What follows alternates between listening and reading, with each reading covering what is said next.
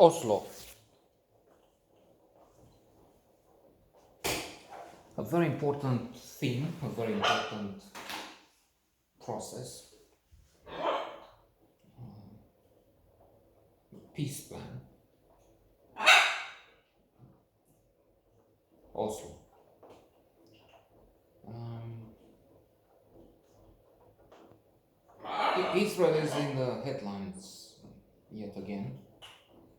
Perhaps speaking of these days on a more positive note, because Benjamin Netanyahu, the longest serving Israeli Prime Minister, might be on the way out.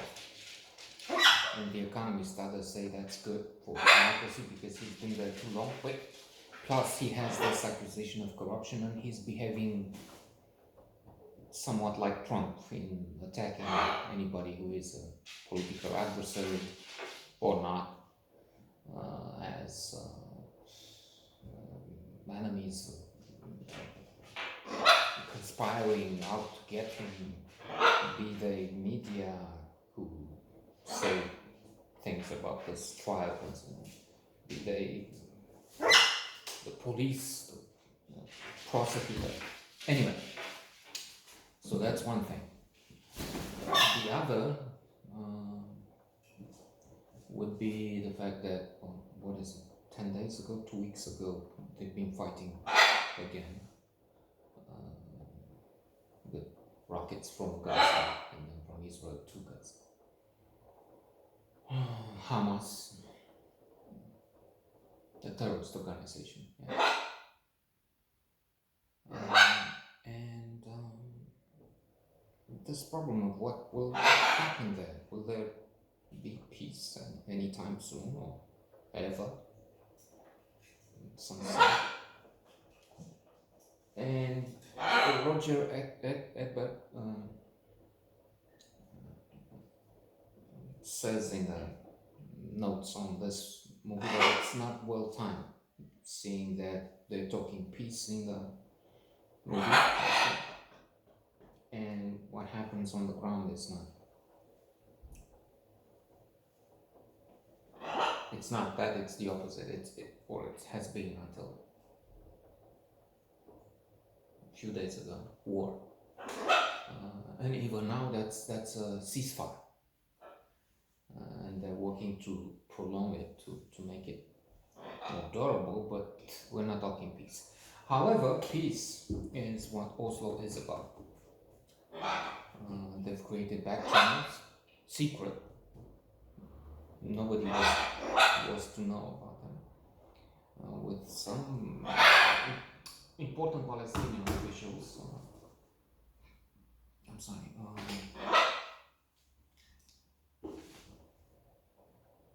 Ahmed Abu Allah, I think they or something like that. They call him as a friendly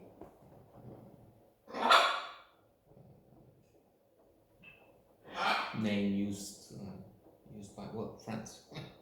So to create a better atmosphere, saying that we're all friends here.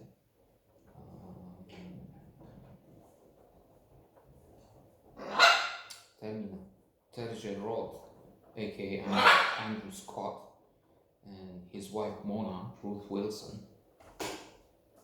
as the Norwegian hosts, the Norwegian organizers of these talks, insisted on having a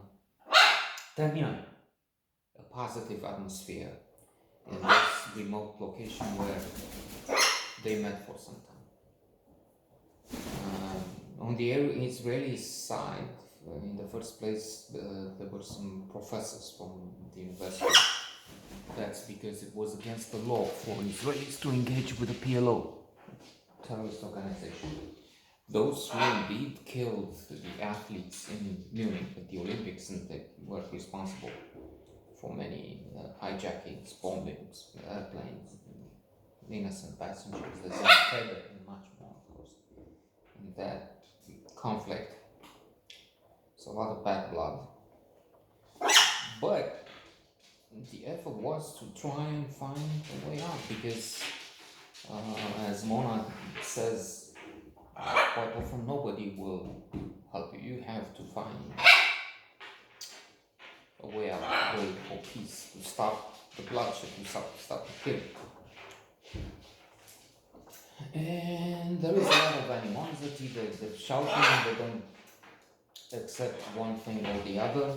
There's the question of Jerusalem, of course, which is not, I mean, the peace process described in this film, based on a theater production, by the way, seems to have disintegrated the policy of the last 14 or more years during termina the Netanyahu reign. Has been more or less build more settlers' homes in occupied territories, and even the one who might take the lead in a coalition of 8 parties, but 2 Naftali Bennett and Lapid, I don't know the other name. One of them is recorded as saying there's not much future, and you have to kill terrorists, not release them. Some hardline takes on this, and annexation, I think it's hard line, a hard line now. Of course, Bibi, Nipakesh Maharbaboke, has been on the right and has been governing in a coalition with far-right parties, religious, really with some really extreme views, as in Occupy, and that's it. That's our land, and end of story. In opposition with the Oslo Accords. The Oslo Accords would see an increase on the Israeli side in representation. I mean, they would a chief of cabinet from the foreign affairs ministry would join in, and eventually Shimon Peres himself would lead. Will talk on the phone with Tunis, where PLO Arafat was, and in a landmark historical decision, they would sign the accords, and there would be the on television Arafat handshaking the signing of the treaties with Bill Clinton, Yitzhak Rabin, Yitzhak Rabin would be assassinated later by a Jewish extremist at a rally. Now, no more peace. Even if it's also true, however, that Israel has now the Abraham Accords, so it does have relations with Arab states. 4 Arab states have recognized and established links, official links with Israel. And that's also in large part because of a huge mistake, a vile move made by Arafat during the occupation of Kuwait by Iraq. He supported Saddam Hussein, which resulted in the expulsion of, 100,000 more Palestinians from Arab states who fought against Saddam Hussein, of course. Complicated. Nesia tova, later out.